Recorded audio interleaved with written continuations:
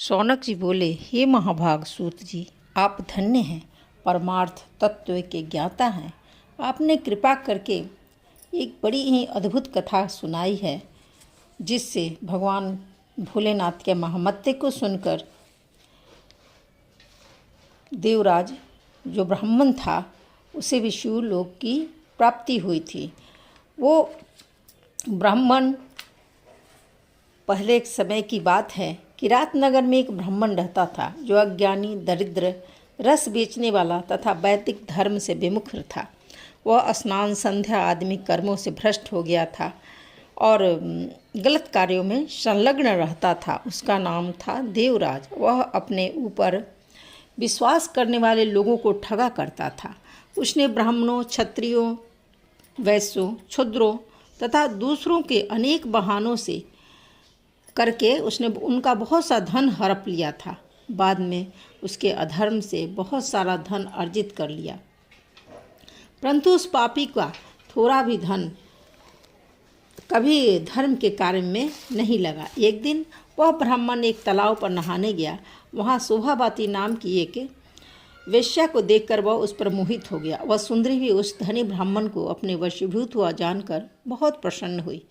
आपस में वार्तालाप से उनमें प्रीति उत्पन्न हो गई। उस ब्राह्मण ने उस वेश्या को अपना पत्नी बनाया और उस वेश्या ने भी उसे अपना पति स्वीकार किया। इस प्रकार दोनों पति पत्नी बन गए और पति पत्नी बनने के बाद वे पाप कर्म में हमेशा संलग्न रहे। कभी भी पूजा पाठ पर उस ब्राह्मण ने फिर ध्यान नहीं दिया।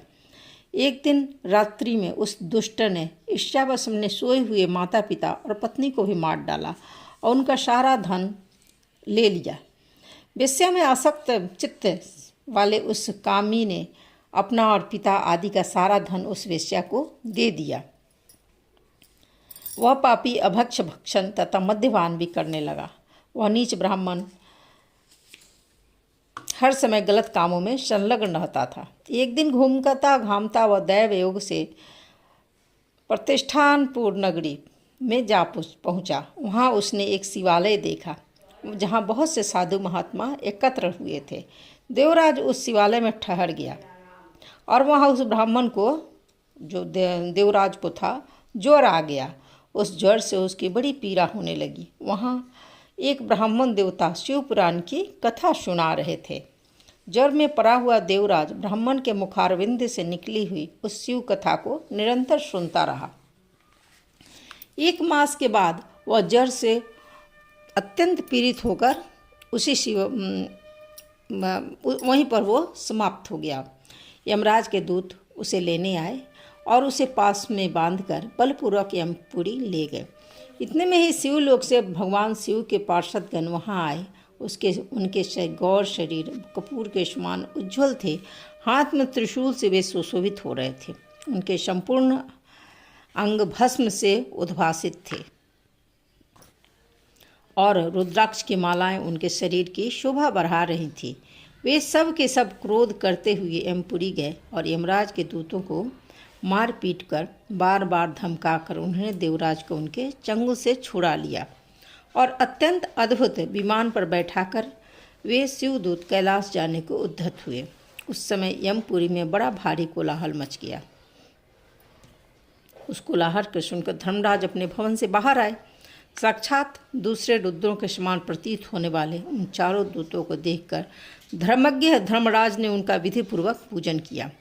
यम ने ज्ञान दृष्टि से देखकर सारा वृत्तांत जान लिया। उन्होंने भगवान शिव के उन महात्मा दूतों से कोई बात नहीं पूछी।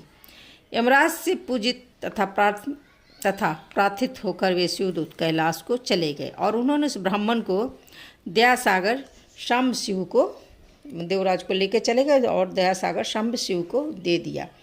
शिव पुराण की यह परम पवित्र कथा धन्य है, जिसके सुनने मात्र से पापी जन भी मुक्ति के योग्य बन जाते हैं।